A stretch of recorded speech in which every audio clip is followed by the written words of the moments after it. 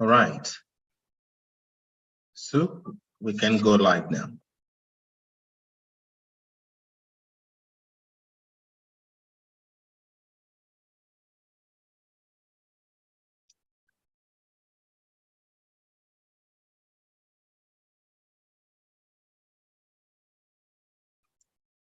Right. Good afternoon, dear friends and colleagues who have joined us this afternoon from wherever you're watching us around the world, in South Africa, on our continent and other parts of the world. I'm so excited that we are able to host this second webinar in our series as African Policy Circle. We are a network of think tanks based in Africa, and we connect from different thematic discussions on a bi-monthly basis. And this is our second one in the series. The first one that we did 2 months ago, we discussed APRM, African Peer Review Mechanism at 20. And it was really exciting and very insightful on the work that APRM has done on the continent and continues to do, and where they are heading to. We had the pleasure of having one of our speakers, Professor Eddie Maloka, at that conversation. And so this is the second one in our series. We're going to be looking at African Union at 20, and we are very much honored to have with us Ambassador Frederick Geteretsa-Ngoga, who is a senior advisor for partnerships at the African Union Border Program and the Regional Security Mechanism in the Office of the Commissioner for Political Affairs, Peace and Security. He has served previously under the old African Union Commission structure as the head of the Conflict Prevention and Early Warning Division at the African Union Commission. We are very much honored to have him here at our afternoon conversation. We also are very, very much pleased to have Dr. Andrews Atta-Asamoah, who heads the African Peace and Security Governance Program at the Institute of Security Studies. And he is one of the co-editors of the book that they have published, which I'm sure he's going to share a little bit more about that. And he has been a member of the UN panel of experts in South Sudan before he joined ISS.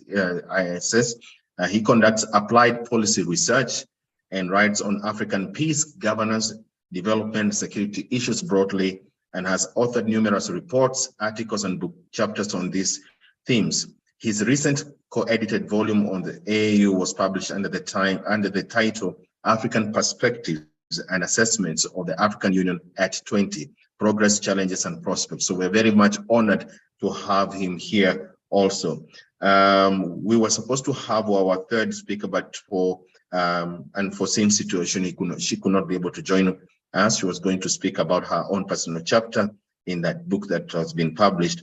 But we have Mr. Singo Machofi, who is the Deputy Director at the Security Research and Information Center in Kenya, in Nairobi, Kenya, which is a civil society organization that researches on the phenomenon of small arms and light weapons proliferation and advocates for disarmament and arms control. SRIC, the organization that he represents, is a member of the African Policy Circle, and he is now currently a lecturer in political science and public administration at the University of Nairobi. We are very much also honored to have him here on our platform.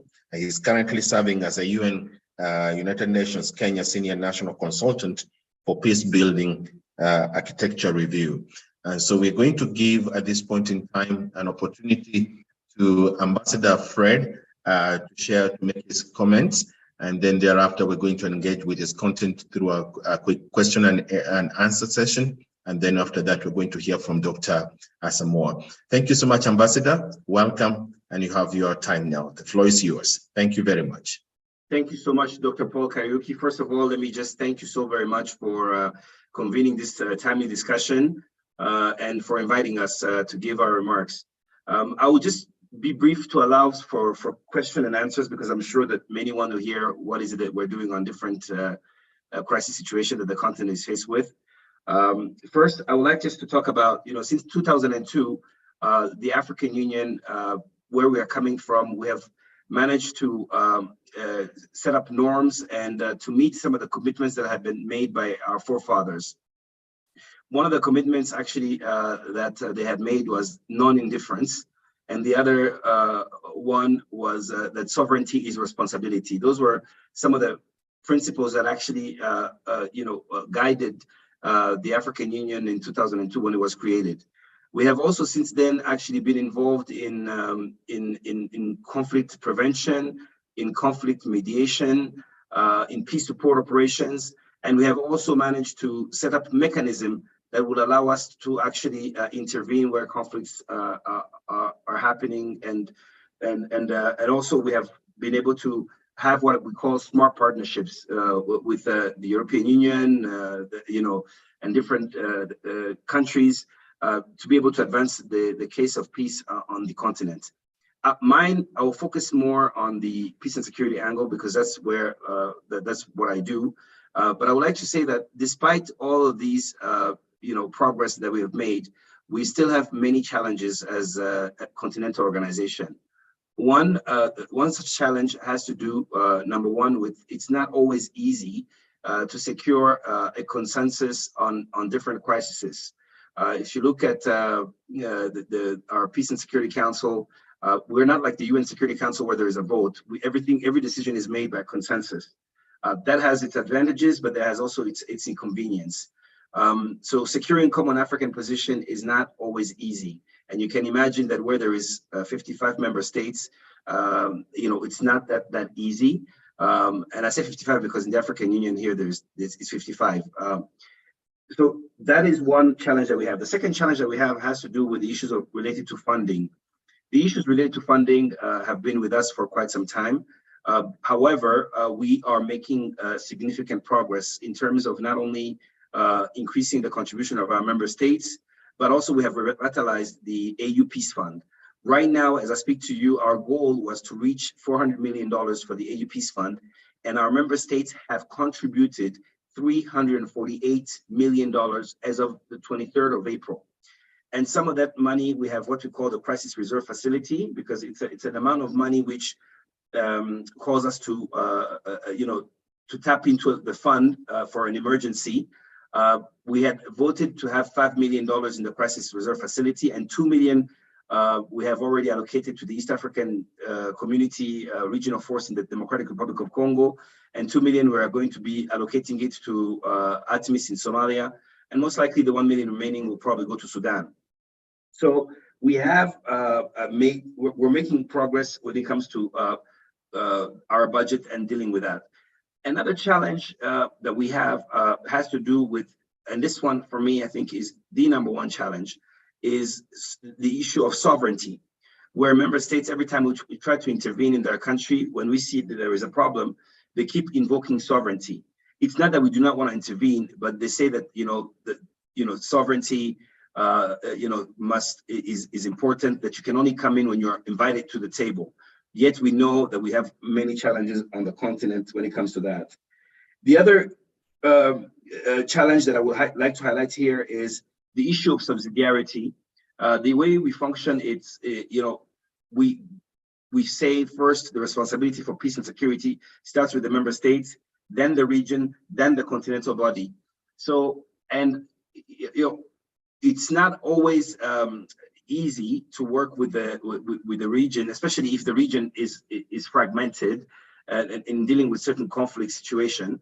But we have been trying to perfect it, and we have what we call the Mid-Year Summit, which happens in July, just to make sure that we are coordinating very well with our regional economic communities, but also our regional mechanism.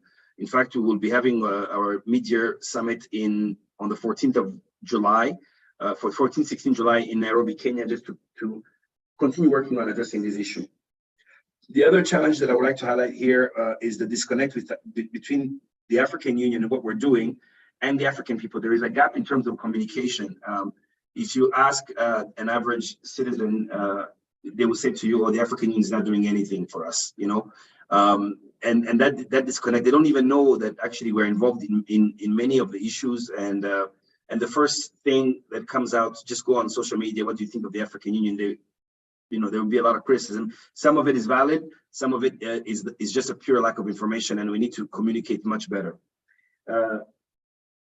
Two other challenges, and then I will talk about what we are going to be doing going forward. One is we're in a context where there is the echo of the Cold War, and I think that everybody's kind of feeling it, and so we are pulled in all sorts of directions. And for example, if you look at the war in Ukraine, on the continent, you have literally a split into two. You have those who are non-aligned and those who condemn actually the intervention of Russia. The other thing is really finding a seat for ourselves at the seat of the G20 table, and also making sure that the African voice is heard, not only heard on only African matters, but also on matters that are related to global peace and security.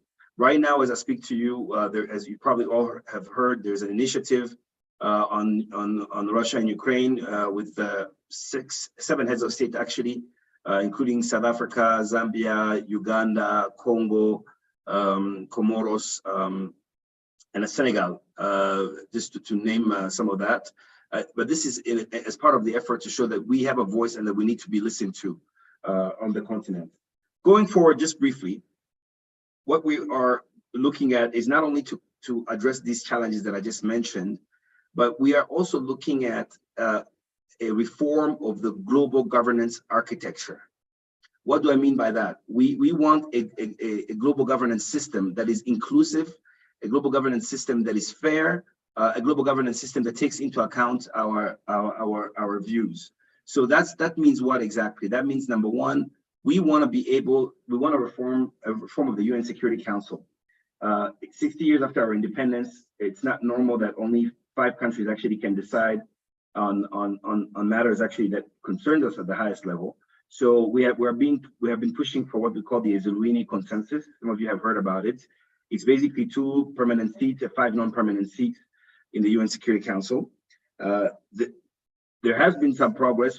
There still are some challenges, but this is something we're pushing for. 2, we're pushing for the reform of the Bretton Woods institutions as well, because these are institutions that we inherited in 1945. They're still there, and we're not so sure that actually they are serving all of us the way we would like to be served by them. And then something that is also important that we're pushing for is transparency when it comes to the credit rating agencies. If you look at the credit ratings of many African countries, rarely would you find a country which has A+ or A-. Most of them at best are C, and some they have NR, which means no rating, and no one tells us how these things are done. And if you cannot have a credit rating that is acceptable, you can't get money on international markets. So therefore, you limit yourself in terms of how much you can mobilize resources to address your problems. So this is something that we are looking into. Last but not least, and this is important, on the 25th of May, you know, the UN Secretary General will table his report on the UN funding for peace support operations mandated, you know, led by the African Union. This is going to be an important debate because when it comes to peace operations, we have been advocating for access to UN assessed contributions, but this debate has been going on since 2016, and we are close to some sort of an agreement, and this is a conversation that we think is extremely important because we have challenges in ATMIS, we have challenges in the Sahel, we have challenges everywhere else, and we need sustainable and predictable funding to be able to respond. We are ready to respond. We are ready to actually get involved in peace enforcement.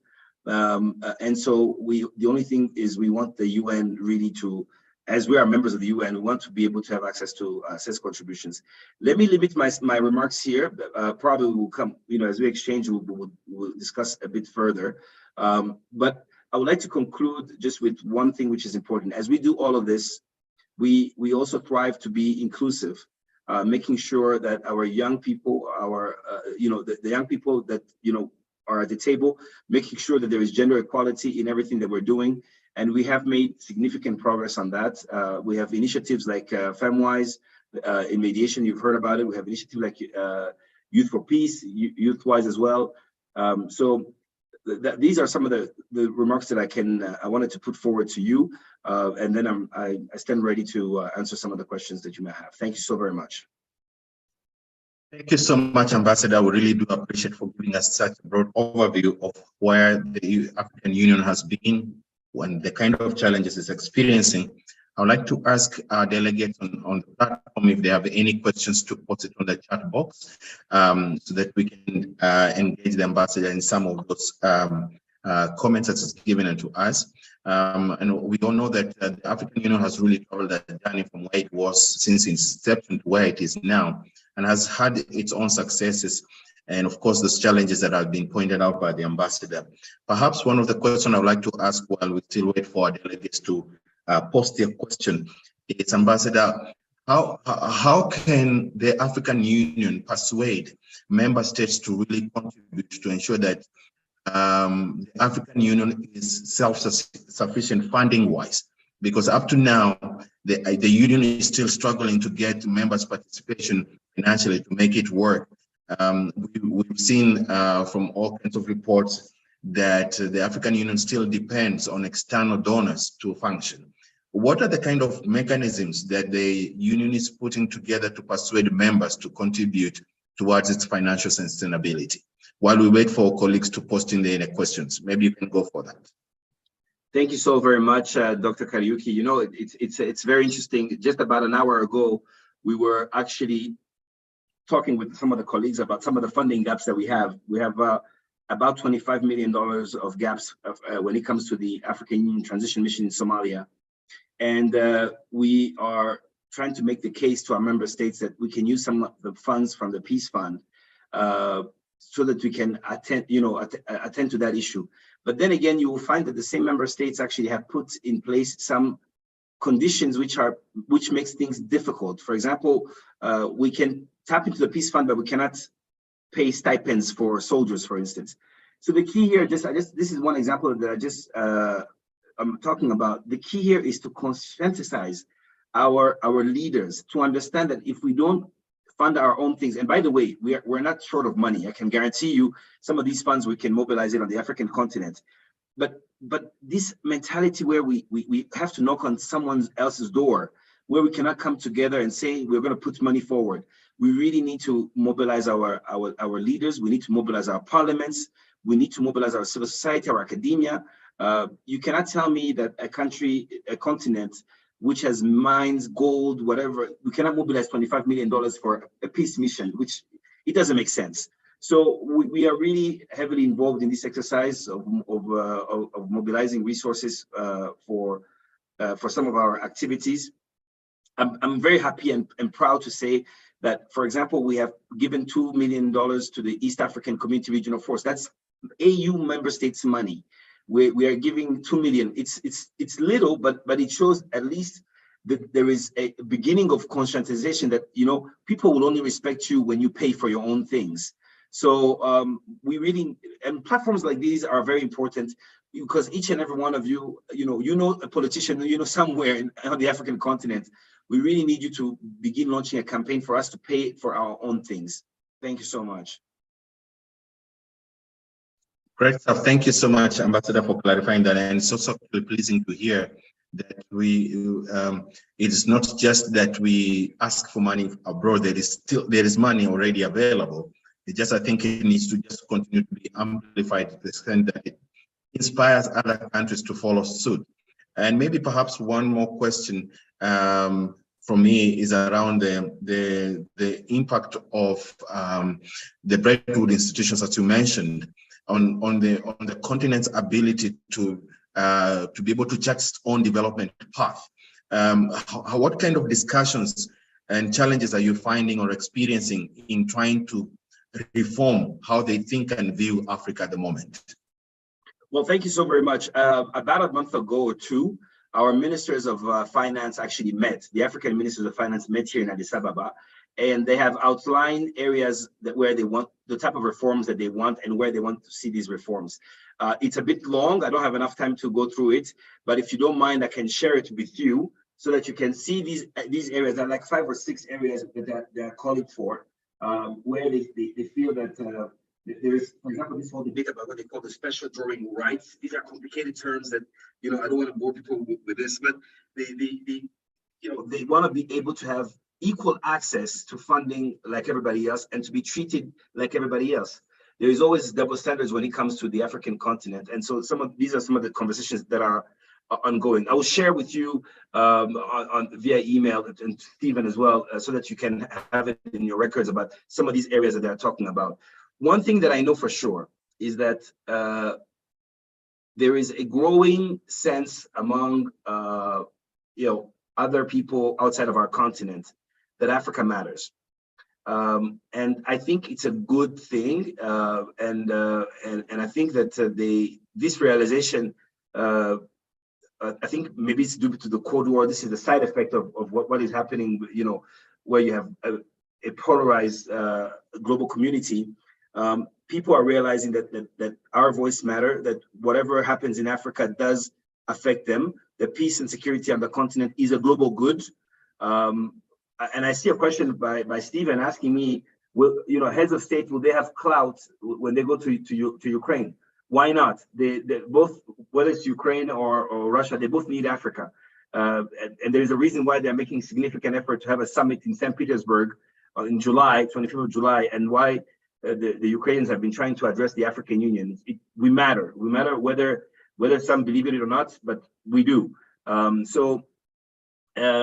You know, they will try. One thing that is certain, and that we've learned on the African continent, there is not a single conflict that ends militarily. Everything ends through dialogue. And I think that it's time that this dialogue that everybody's constantly preaching us in different conflict situations, they put it to good use. We want, you know, dialogue to be able to resolve a problem that is affecting all of us globally. Thank you so much, Ambassador, for that clarification.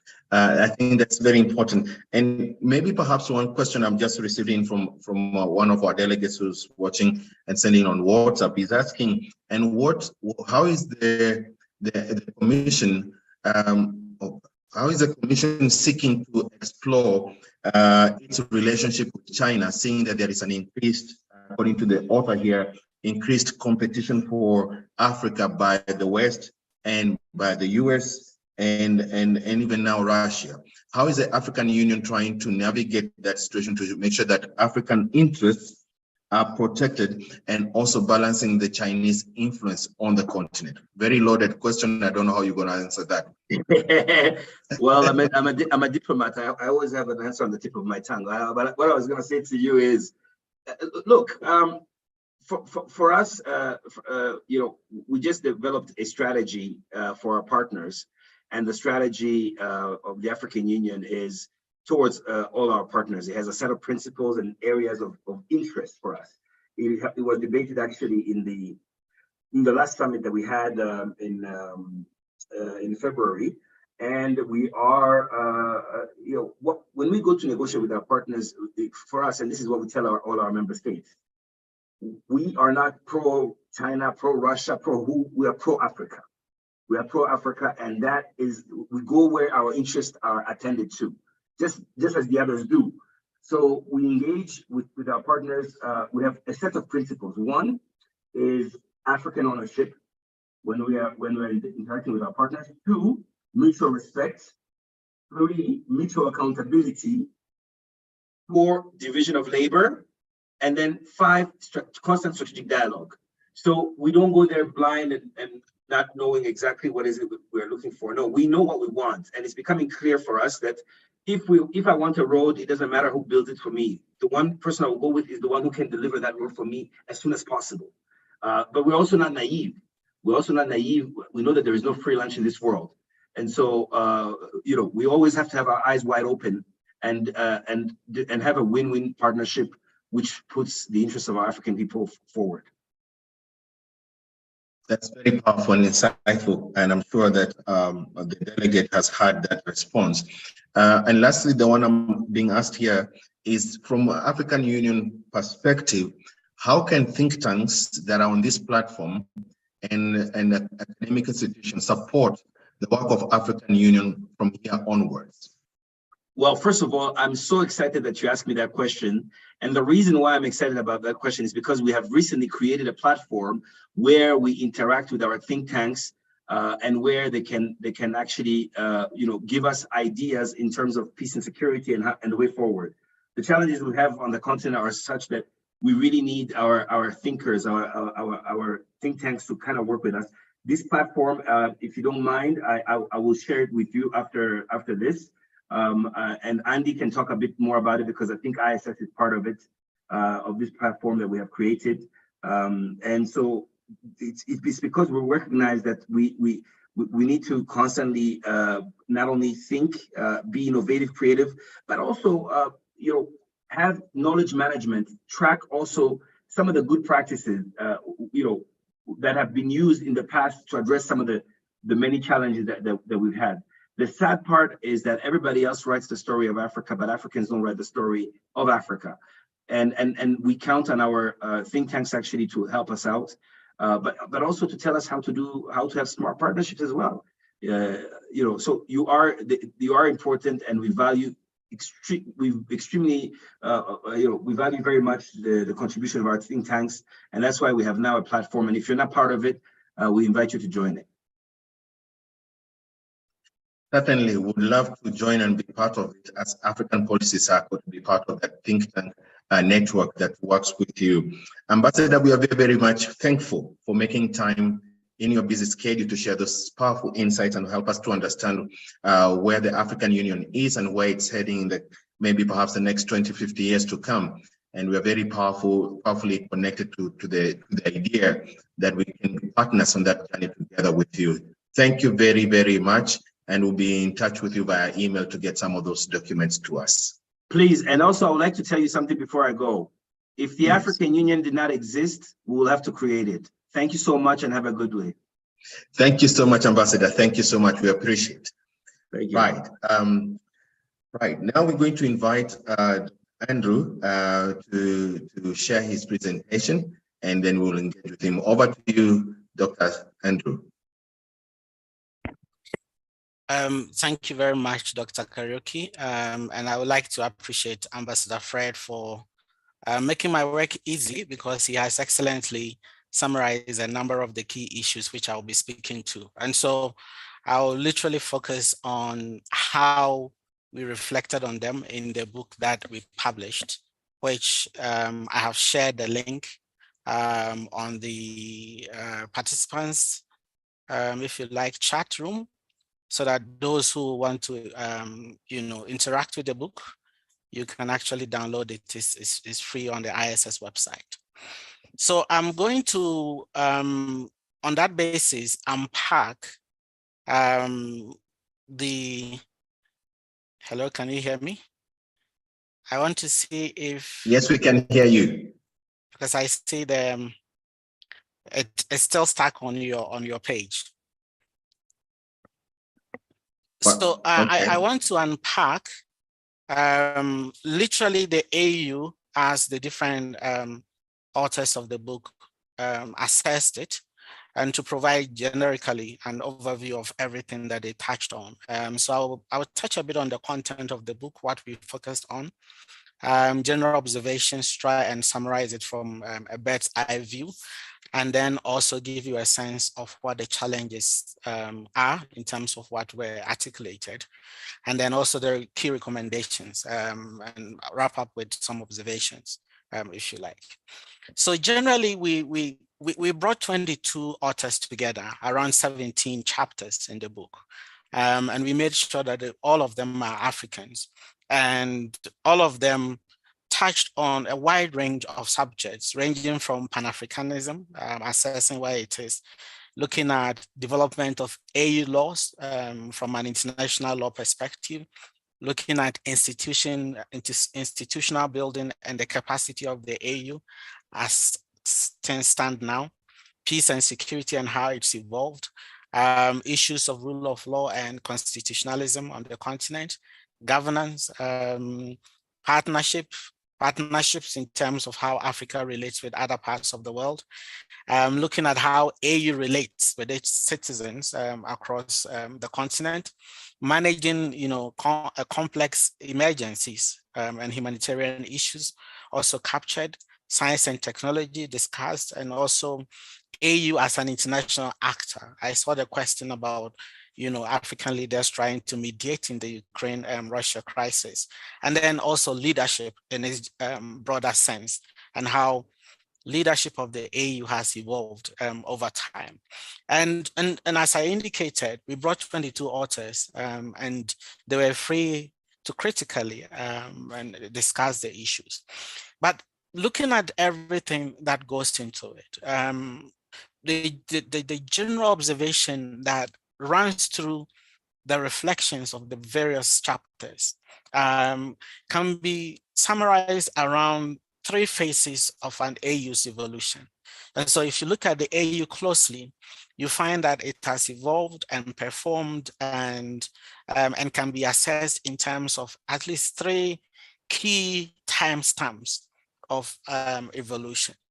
The first phase of how the AU has evolved was really the immediate post-OAU era, which was when the leaders, based on their sense that of never again sense, were committed to redefining a new organization that is really committed to changing the narrative, one that could answer to the realities of the time, and one that was apt and different from the OAU. And so around that time, it was immediately after the AU was formed, or the OAU was transformed into the AU. And what became apparent was that at that time, there was the adoption and crystallization of what the key objectives of the new entity should be. Doing or achieving that was pretty straightforward. It was not difficult. And so we saw the leadership of the likes of Thabo Mbeki, Abdoulaye Wade, Bouteflika, and a host of others who championed a redefinition of where Africa needs to go and the kind of commitments that African leaders needed to place on the table going forward. So that phase, one could say, some key achievements were made. In fact, if one is going to praise the AU, within that slot, you will find a lot of good things to say about the AU. But that era quickly gave way to a second era, which was then an era which was characterized by translating the vision of the framers of the AU's Constitutive Act into norms, institutions, and frameworks, which is when a lot of the institutions came up. And so if you look closely from the adoption of the Common Africa Defense and Security Policy to all the frameworks that we have, it was more of institution building, norm establishments. And around that time, one could say that the AU also made quite some huge strides. And all the chapters that we've engaged in, all of them literally praise the AU for having done well in establishing norms, institutions, and frameworks around the key thematic areas that we engaged. And if you take, for instance, around the subject of instruments, for instance, one of the authors cites 66 multilateral instruments having been adopted so far or engaged on by the AU, with about 34 of them in force. In a way, that is quite impressive. If you look at the multilateral environment, the contestation of the nature of the international system and the dynamics around it, and the fact that the AU has been able to mobilize collective drive around a number of instruments, which in a way shapes and defines the nature of the diplomatic theater that Africa has prepared for itself, and within which we need to understand how these things evolve. But that stage of norm, institutions, and framework building also then gave way to a third phase of the AU's evolution, which is the era of now implementing what the framers thought the AU should represent, and also operationalizing the institutions which were meant to drive the achievement of the goals that the framers established.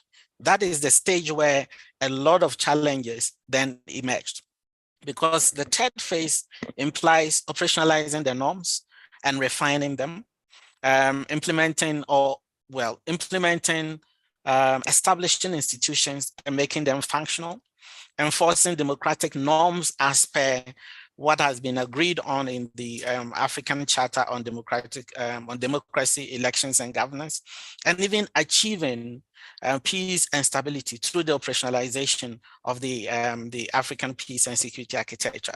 So the third phase really is making sure everything works. But in a way, that is the stage where the totality of the challenges and the failures and successes of the AU comes into play. And if one is supposed to assess them from all the authors and everything that we put together, you find a mixed bag of key issues. And I will explain why all of these are like that. I mean, some gains have been made in some circles. Others you've seen absolute failures. Others, it's a frozen action where nothing much is happening. And even in cases where some action is being seen, sometimes it's so slow, it's almost as if the world is in slow motion when it comes to the world within which the AU has been rolled out. But so the assessment of that, as per our summary, is guided by three things. Number one, for one to appreciate the AU, one needs to look at these three things. Let me say it that way. First is that although AU may not have solved the totality of the challenges the continent faces, there's no telling the fact that the AU as an entity has made huge, or has been able to offset the trajectory of the drivers of the key things in a lot of the key thematic areas. And that needs to be appreciated. That's number one. Number two is that the success or failure of the AU is not necessarily binary. And so one needs to be able to understand the context within which gains are made by appreciating the forces that could have reversed the gains. And so sometimes a move in the positive direction of +1 needs to take into consideration what it would have been if it wasn't there. And so how it would have implied going on the negative side. I mean, it's a bit philosophical, but that brings also a context, which is a counterfactual actually. It brings up what Ambassador said, that if the AU didn't exist, we would have had to create it anyway, because a way of appreciating the AU also has to do with the counterfactual. And also appreciating the fact that different people looking at different lenses will come up with different, outcomes. But Chair then permits me then to summarize what the challenges we found are and what the recommendations need to be going forward. Number one of the challenges we found, and I want to touch, we highlighted 5 of them. I think some of them Ambassador Fred touched on, but I'll just mention them and discuss a few.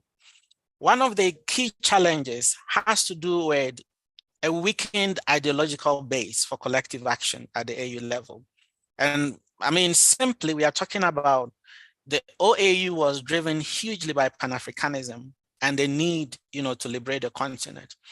What can we say is driving the AU now? It's very difficult, and that we can unpack. Second is the lack of consistent, strong leadership at 2 levels. Level 1 has to do with the fact that the AU is always strong when the lead nation takes the stage and drives it. And so sometimes the AU is strong when you have South Africa, calling the shots and dragging the others with it. I mean, with her. But whenever that goes down, the whole thing goes cold. And if you trace back to the transformation of the OAU into the AU, you will find the concurrent strengths of a number of African leaders coming together. Thabo Mbeki, you have Obasanjo, a number of them, and that concurrent strength helped shape where we needed to go. We've seen also a kind of challenge around norm setting loop. And let me explain this, because the 3 phases of the AU's evolution, we had crystallization of where we needed to go, formation of institutions, and then the next stage is supposed to be implementation. But if you look at the AU critically, the AU is stuck between the first and the second. And so when AU fails to implement something and you engage them, it's all about, okay, let's refine it, let's reconstitute and all of that. We've not been able to break through the first and second stage into a strong implementation phase. And that is something we need to look at. 4th has to do with the lack of control over AU's partnerships or continental partnerships that we can unpack, but also questions about major challenges comes to why the AU is failing up to this point. There are many of them, but let me flag.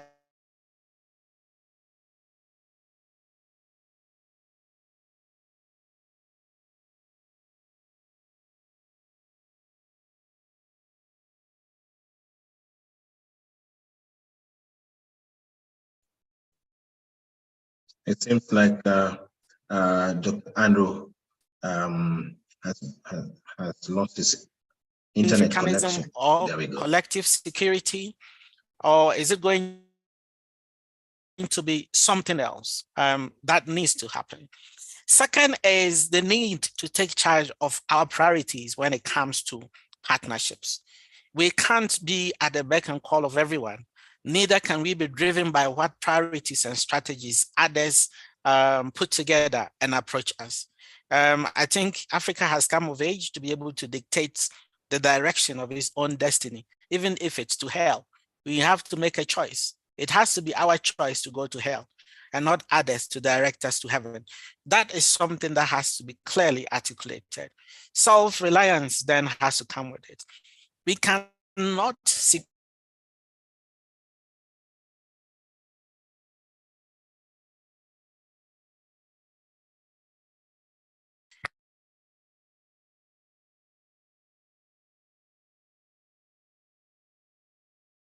Here we see Dr. Andy's internet is giving him problems, but I think we're getting the gist of his presentation, and he's raising very powerful questions that we know that are very important for us to understand in terms of how the African Union is navigating the current challenges and sustaining the successes it has attained over the last couple of years, and of course trying to chart their path forward.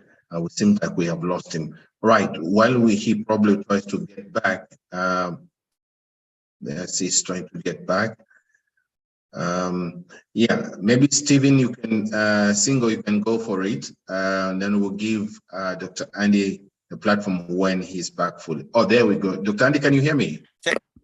Yes, I'm here, Chair. Sorry. Okay, we lost I'm you there. joining Okay. from Addis Ababa, so please permit me with my internet issues. Okay. So I was touching on the subject of, you know, the where we need to go in terms of whether members or member states should hold sovereignty all they want, or we need to devolve a bit of power towards a semi-supranational entity to enable the AU act robustly on key selected issues. That is a conversation that needs to happen.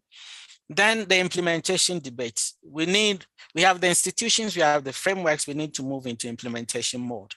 But we need to reflect on it well. The AU is an international organization, multinational. Its strength may not necessarily be implementation. Its strength will center on providing the norms, the frameworks, and the mobilization for things to happen. How we move forward has to depend on whether we will let the AU be that way and assess the AU based on its ability to provide the frameworks and make sure that the frameworks are domesticated, harmonized, and implemented by member states. And indeed, the AU's ability to provide a platform for maturing, if you like, or incubating a strong African diplomacy. If we want the AU to be so, then we need to assess the AU as such. But if we want the AU to become an implementing authority, we need to also appreciate the challenges that come with it because of the context within which the AU operates within. Now, lastly, then, we need to also look at the issue of capable leadership. I don't think it is fair for countries that provide leadership for the AU to go in, have X in their faces and come back without nothing. If they, because the international system is structured for countries to want to pursue their interests. We should ask ourselves, what do Africa's strong nations get from their leadership of the AU? It's a multi-million-dollar question, but if they are getting nothing, they will increasingly, their drive will increasingly dwindle, even as the cost rises. And that is a conversation we need to have as well. One of the authors draw attention to the fact that when it comes to leadership, the evolution of leadership has always been moving from nationalist to regionalist to continentalist. And so if the AU can have a regular supply of continentalists, they'll probably drive AU in the direction of a multilateral entity that is strong and capable of doing something. If not, it will struggle, as we are seeing. We are seeing a rise of regionalism much more than continentalism. We are seeing a rise of nationalism around the question of sovereignty much more than collective security, which would have been continentalist in orientation. But that is a debate that for another day. At the end of the day, one of the authors, Professor Nsurungua Udombani, made a statement which I think reflects a way part of what many believe will be a true assessment of where the AU is. And he said this, that although the transformation of the OAU offered an opportunity for a rebirth of African-led progress, it can be reasonably accused of squandering its past in a way. That is in relation not just to the reality, but the potential the AU has to have done much more than it has achieved. So the question is whether we will praise the AU for having achieved some things, or we need to question the AU of not achieving all it has within itself to have achieved at this particular point in time. And I think that is why we are here to deliberate on that. And so let me end there so that we can discuss. Thank you very much, Doc. Thank you so much, Dr. Andrews. That's very insightful presentation. And wow, I think it raises everyone's appetite to really get hold of that book. I'm glad you shared the link.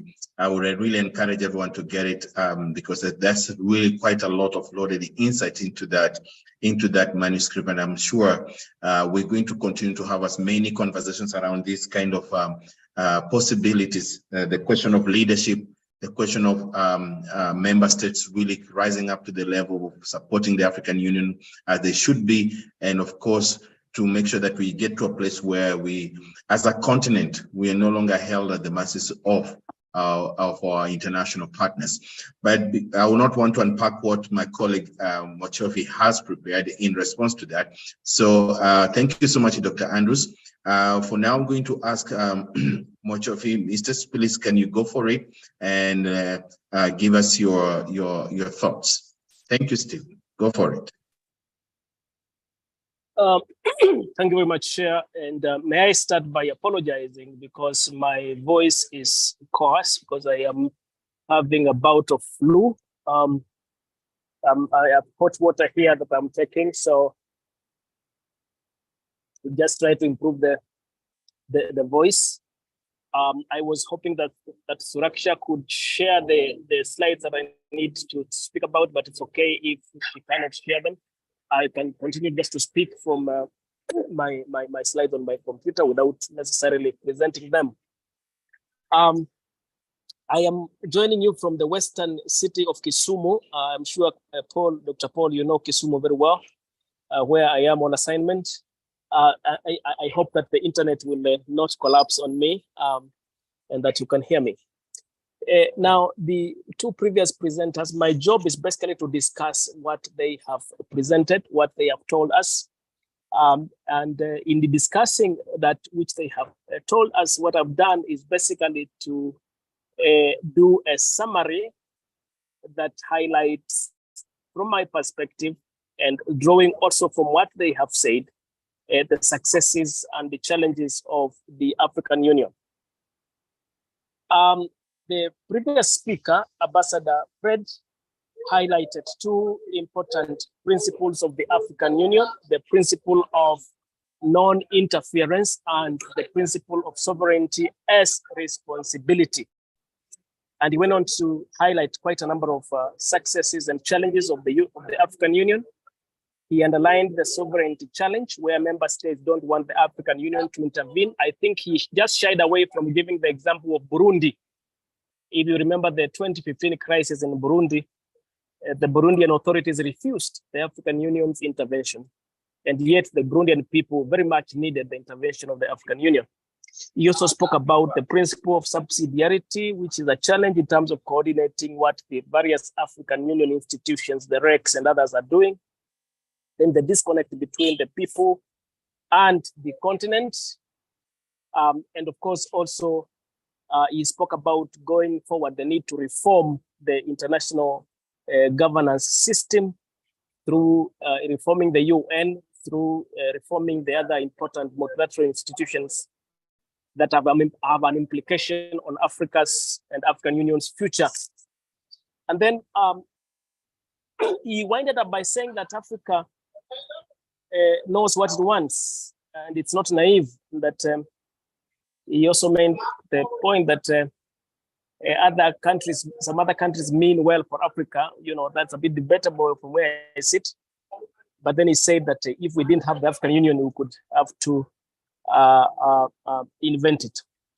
Dr. Asamoah's presentation has been about the book that has been written by him and others, a very, very important piece of work. And he summarizes the phases through which the African Union has evolved. I cannot agree with him anymore than what he has presented to us, the era of, norm setting, and institutional establishment, then the era of translating vision into institutions and frameworks and instruments. Then, of course, the era of implementation, which is where we are, and which he says is the one confronting the highest level of challenges. I agree with him completely. And then he highlights, quite a number of challenges as well.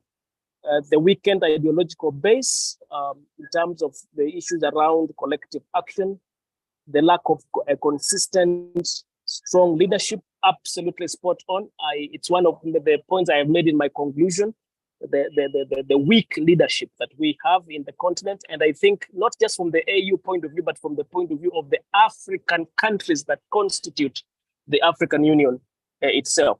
From a systemic point of view, the system is as strong as its subsystems. If the subsystems are weak, the system itself will be weak.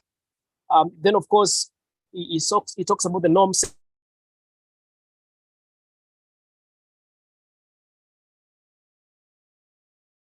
setting stuck between the phases and that we haven't succeeded in implementing the African Union's agenda. And so he talks about lack of strong continental partnerships, which I think, again, he has explained and which I agree completely. And then in terms of way forward, he has emphasized the need to strengthen the AU centers in terms of especially issues about norms and the frameworks and institutions that have been established. The issue of whether we should devolve sovereignty, how we deal with this sovereignty question, where states rush back to hide behind sovereignty when responsibility is demanded of them in terms of what they have not done and they should do. Then, of course, the challenge of nationalism versus continentalism. The whole debate around regional integration is usually about the extent to which countries are willing to go to completely integrate their economies and their political systems, and where should they stop to allow nationalism to take over. And he concludes by the issue of looking at capable leadership and how we can strengthen that in our context. Now, in terms of my own then summaries of the successes of the African Union and the challenges, Mr. Chair, I have summarized this in terms of the economic, the political, in terms of I've separated economic from regional integration, and I have separated political from peace and security. So I have 4: economic, political, regional integration, and then peace and security. I see that the African Union has succeeded in terms of, and I think this reflects Dr. Asamoah's arguments about the issue of norms and institutions. The issue of the concept or the idea that we are now in about Africa Continental Free Trade Area. It is a very, very important, in my view, it's a very, very important decision to establish a free trade area in Africa. To what extent can we allow goods and the people to move across borders? Because the more closed we are, the more weaker we continue to become. So if we implement that, then I think it's a success. Then the idea of strengthening regional economic communities. The African Union has made REX its pillar, the 8 regional economic communities and the 3 or 4 regional mechanisms, including the standby forces. That to me is a critical success as well, because when you look at the work of individual regional economic communities, for example, like the ECOWAS, which is touted as the most successful REC that we have in Africa.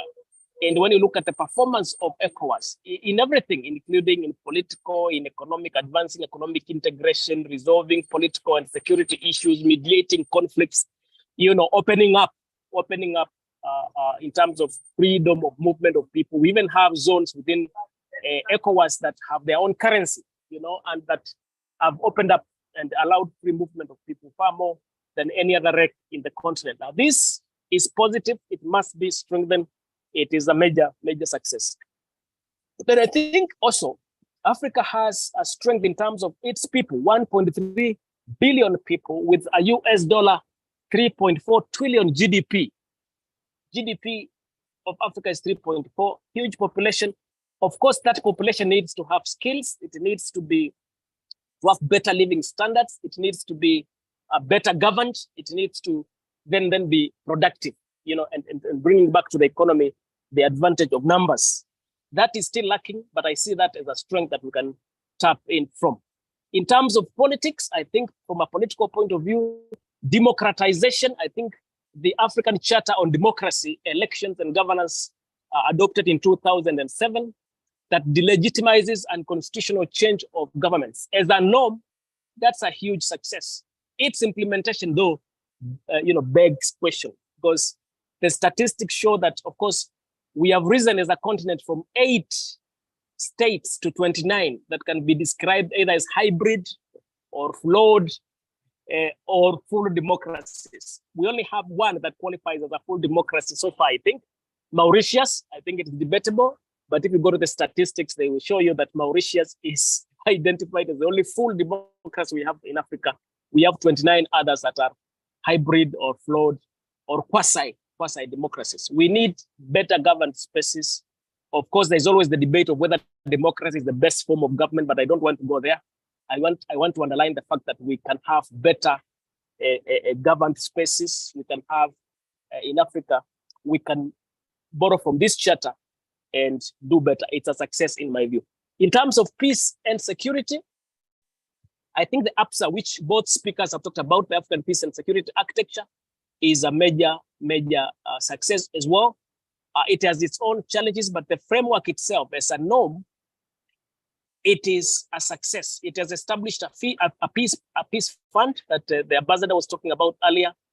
It has established these regional forces, including we have heard that they have allocated money to the East African force, the one that is fighting M23 in Eastern Congo. They have allocated money as well to the initiative in Somalia. So the partnerships that have been built under APSA, especially with the European Union and others, is positive in terms of securing peace and security in our region. I think we need to mention the fact that the African Union has been involved in ending military regimes in Togo, in Mauritania, in Niger, and even in Egypt. The African Union has sanctioned Mali, Guinea-Bissau, and Burkina Faso for reasons around the undemocratic and unlawful, transfer of power through military coups in those countries. Then I think also we can cite the African Union's involvement in the military stabilization of Burundi in 2003, the efforts to secure Darfur in 2007, and also Somalia since 2007 to the present. I think those achievements cannot be gainsaid. And then, of course, the chair, I want to talk about from the point of view of regional integration. I think we have new members of the African Union. We have South Sudan in 2011. We have Morocco in 2017 joining the African Union. Then, of course, the RECs that I had spoken about. We have the Pan-African Parliament, which legislates out of Johannesburg, I think, for and on behalf of the continent. We have the AU Court of Justice and the Court of Human Rights, which are critical institutions. We have Vision 2063, which in my conclusion, Mr. Chair, I say that if we implemented that Agenda 2063, then we will not be talking about challenges in Africa. If we can implement the Agenda 2063, if you look at what it provides. So let me just move to the challenges then. In terms of challenges, and I want also to echo what our two previous presenters spoke about. I think from an economic point of view, intra-Africa trade is low, Mr. Chairman. It is low at 15% compared to the EU, which stands at 68%. North America stands at 37%, and Latin America stands at 20%. And yet intra-continental trade is critically important to enable our continent to develop. Our people raise their incomes and find work, create jobs. Then also Africa remains the poorest region in the world with 445 million in extreme poverty. It's about 34% share. Central Africa leads this statistic with 54% of its population in extreme poverty. And this is not acceptable. The other challenge from a political point of view is the unconstitutional change of governments, which continues to date, Mr. Chairman, especially in Francophone countries in West Africa. Currently, Mali, Guinea, Chad, Sudan, and Burkina Faso are led by military juntas. It is unacceptable in the 21st century, Mr. Chair, to have the army take over power by force. It cannot happen. It should not be allowed to continue to happen. It's a major challenge the African Union needs to to find a permanent solution to this, illegal transfer of power. Then the slow pace of democratization, as I have said earlier. Currently, we have 25 authoritarian states in Africa, 25 classified as authoritarian states, and with only one country that we can call a full democracy in the name of Mauritius.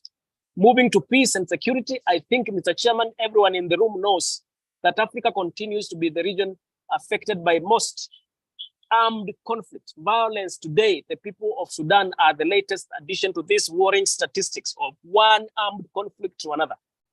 Sudanese are fleeing left and right into their neighboring countries, into the Arab states, into Europe, because of two generals in Sudan who have decided that they will disrupt the peace in that country because of power. We have South Sudan as well, which since independence in 2011 has not stabilized. We have Ethiopia, which is now emerging again from a 2-year deadly conflict. Somalia remains a basket case. I am sorry to say, if we have any Somalian brothers and sisters here, they should forgive me, but their country has disintegrated and it has taken so long to bring it back to life. Central African Republic remains a problem. And other countries, Mali, Libya, since the overthrow of Muammar Gaddafi, has never stabilized. So these conflicts represent a serious challenge to the African Union and to the people of Africa. We need to have a peaceful continent where the people, the African citizens, can enjoy peace and prosperity. Then finally, I think I need to say that the AU lacks adequate capacity to meet peace and security challenges. And that's why it has been prompting, foreign intervention by countries like the US, like Russia, like EU and others, Middle Eastern powers. I am told the conflict in Sudan is involving even now players from the Middle East. That's why it is happening, because of that lack of capacity by the African Union to really stamp its authority and take charge of these situations and find solutions. I want to move on to, in terms of the challenges, I want to stop there in terms of my summary, except I want to mention two things. Allow me to conclude, yes. I am concluding, but I'll mention two things. The other challenge is geopolitics, which Dr. Asamoah highlighted. We are a continent that is economically, environmentally, politically, is placed at the bottom of the other continents in the world.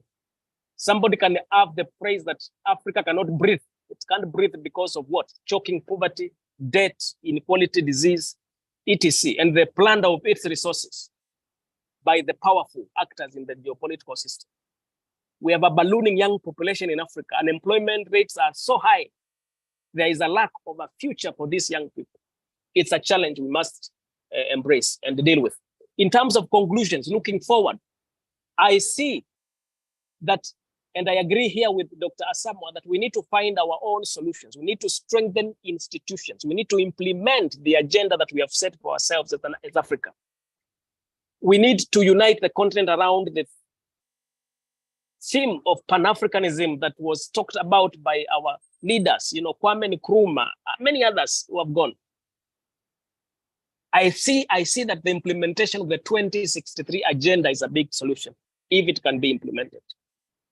And I want to conclude by saying we can learn a lesson as African countries from the countries that have developed, Singapore and South Korea. Those were third world countries about 60 years back. They have developed, they have lifted themselves out of poverty. They are not third world countries anymore. What did they do that was different? I think they did something simple, Mr. Chairman. They looked inwards. I was in Korea last year, in South Korea, in September. I told you, Mr. Chairman, because we talked. And they told me in South Korea that they did not seek solutions from outside. They looked at their own systems and institutions, and they decided to develop them. The same thing within Singapore. But how can we do that in Africa? We must not rely on funding from external sources. I do not think we develop by looking to the EU or the World Bank. I think we have enough resources. If we manage the resources better, the continent can develop. We must strengthen our leadership. That is my last point. And Dr. Asamoah talked about it. What has been happening in some of our countries in Africa in terms of leadership is simply not enough, Mr. Chairman. And no one will come to lead us if we don't take up leadership and lead our countries in a more sustainable way. And I rest my case. Thank you. Thank you very much, Brother Singo. That's really very useful and very powerful points of conclusion. That would really give us some food for thought in terms of where to from this place as the continent celebrates the organization, or rather celebrates its 2 decades of existence and the challenges that is confronting even going forward. Now, at this point in time, because of our time, I just want to find out whether Dr.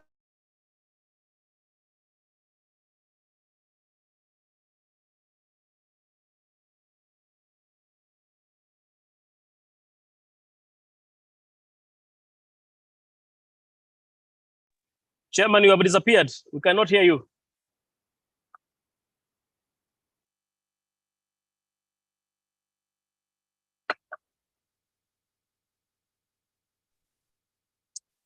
Seems that we've lost connection with him.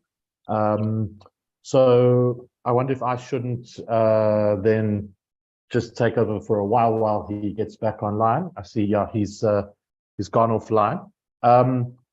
There were a number of questions that came up in the chat, in the Q&A, but I think many of them were for Paul. Sorry about that, my internet put me off. Yeah, you can go ahead, Steve. No, I was going to just hand elegantly back to you to direct the discussion. All right, thank you so much. I think before the internet cut me off, I was asking Dr. Andy whether he has comments he could make in response to Singo's input. Go ahead, Dr. Andy. No, I mean, thank you very much, but also to Dr. Singo for, summarizing them clearly. I don't think I have anything in particular to pick on, but maybe we can get into the Q&A section, and then we can expand on a lot of these things. We tried not to get too much into the individual details of each of the cases, because you have 2 challenges that sometimes, again, it represents also a pattern in how to look at the AU successes and failures. There are times that the AU generally makes progress, and then there are times that you find a retrogression. I call it a kangaroo hop. Sometimes you find the AU really hopping very fast, achieving things, and then there are times that it appears the tap of tragedy appears to have been open all over the place. And that is what we are seeing, particularly now. If you look at Mozambique, through Somalia to Sudan, through the Sahel, and the threat of the expansion of violent extremism to the southern parts of the coastal areas, you find that at this particular point in time, the AU is in a huge, area of issues. But so you need to look at sometimes the snapshot assessment vis-a-vis the long-term timeline assessment of the gains of the AU. Some of those nuances are very critical. Africa, and I always say this, but Africa is one place in the world where an actual appreciation of progress will always have to compare today versus the past. And if you look at where we are coming from in the 90s, the early 90s, all the way up to this point, there's a certain picture you see versus if you look at just the snapshot of the reality today, where we are. So it's more of we make progress, we struggle with stagnation, we move on, and all of that. Dr. Yakisilias always says that Africa's trajectory of development might not necessarily be like Europe. It might be very messy,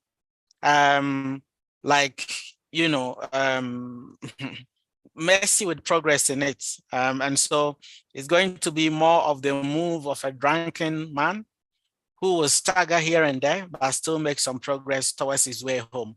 At the end of the day, we still need to make sure not to pursue perfection, but to pursue progress. Because if in the imperfections, we might find our own path and we will gradually approach the Africa we want. So that is just what I would like to say for now. Thank you so much, Dr. Andrews. I think that's really very powerful, and it really brings a summary very succinctly. And I'm sure that our delegates will agree with me that this has been very insightful. As we head towards the conclusion for our conversation today, I would like to know whether there is any delegates on our platform who has a very burning question that they would like to ask directly to any of us, because they're either Stephen or Dr. Andrews, for the 5 minutes we have remaining. In case you have, just unmute yourself and introduce yourself by telling us which organization you represent, and in less than a minute, shoot your question. Any delegates with a burning question? Just unmute yourself and go ahead and ask the question.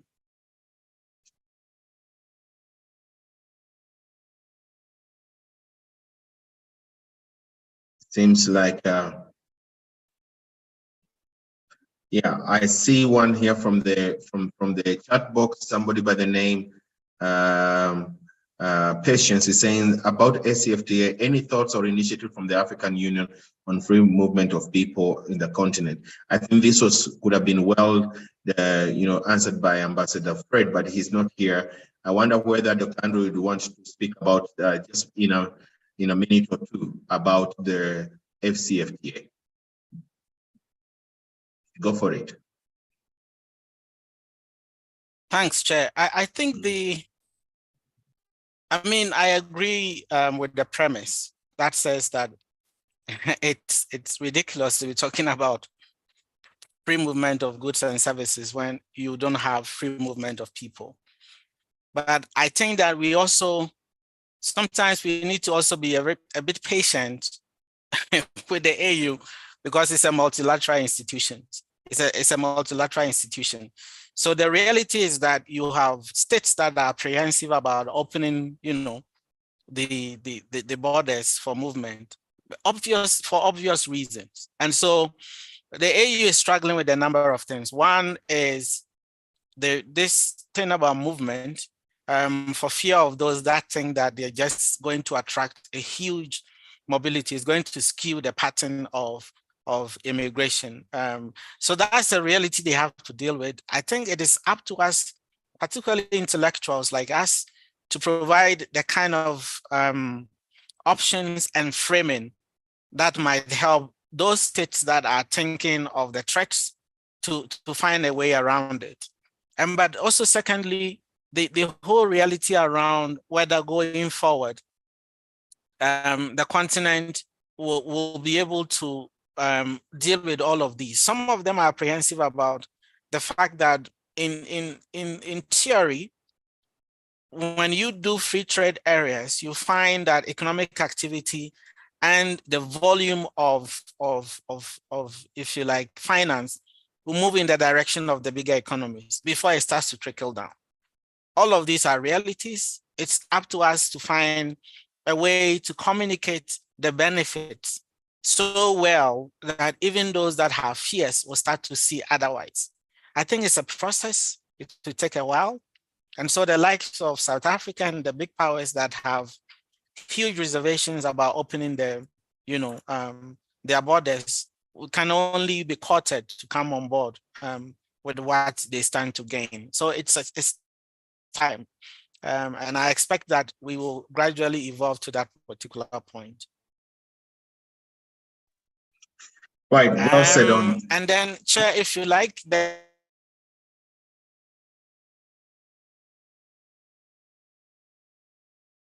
Okay, I think we've lost Dr. Andy there for a moment, but I think the insight is just produced. This is very powerful. We will need to ensure that our continent can work towards those recommendations that have been made and suggested on this platform. And the key word he used is that this is a process, and we need to be conscious of that, so that we be patient with the African Union as it continues to work its way towards making sure that it realizes the agenda. There, Dr. Andrews, before we got you are saying something. So I was asking if there's a question from Telma, whether I should attempt to address that too. Yeah, you can go ahead, sir. Whether the question says, would you suggest re-Africanization as a means to realign ourselves with the true Pan-African vision? And secondly, what are your thoughts on economic hitmen in trying to combat the political and economic challenges we face as a continent? How do you suppose AU could intervene in that regard? So 2 things. I don't think we need to re-Africanize. I think we just need to remobilize. And so the argument around finding a thread for mobilization has been whether we will center, whether we are going to center development or economics as the center of our realization of our Africanness together as the drive forward, or we will reposition collective security as the drive. Whatever it is, we just need to come to a point where we are remobilizing based on our current reality. Going back to Pan-Africanism as a drive will be important, but it means we may need to redefine it, not based on liberation again, but maybe our economic priorities, our development requirements, and the challenge of dealing with what is Africa's situation today. But the fine line is let's remobilize and re-engage. That is clear. Even talking about issues as important as seeking the reform of the UN Security Council, we can't continue to argue that we need to be on the table just based on the fact that we are missing. The question should be, what do we bring to the table? And how do we incentivize others who will be losing power? Because it's a zero-sum game. Why will the P5 bring us to the table if they don't see any benefits we are going to bring to the table to lighten the load they carry? That kind of conversation needs to be dispassionately engaged, not on the basis of just wanting to be there, but on the reality of what we are offering to the world. And so we just need to disengage, remobilize, and re-engage based on the reality of the international system. I don't think the international system